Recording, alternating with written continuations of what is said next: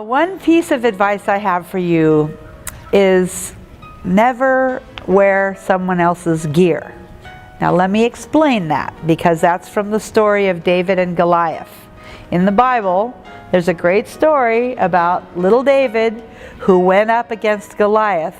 And I think that a lot of times, especially for young people, you feel like life's not fair. You feel like you're David and your circumstances or your homework or your parents or whatever, you're breaking up with your boyfriend or girlfriend, is this huge giant, and it feels like life's not fair.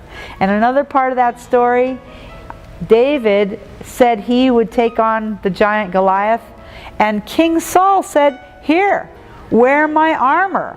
You're just a little guy and you're going up against a giant. Why don't you put on this shield, and why don't you use my big sword, and that way you can conquer this giant in your life."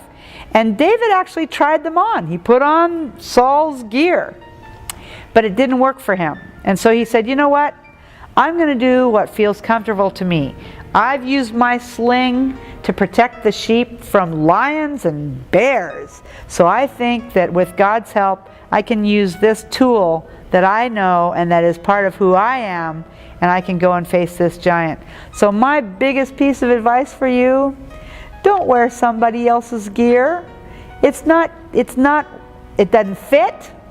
It doesn't work for you, and God has given you your own gifts and talents and abilities, and so that's the best thing for you to use.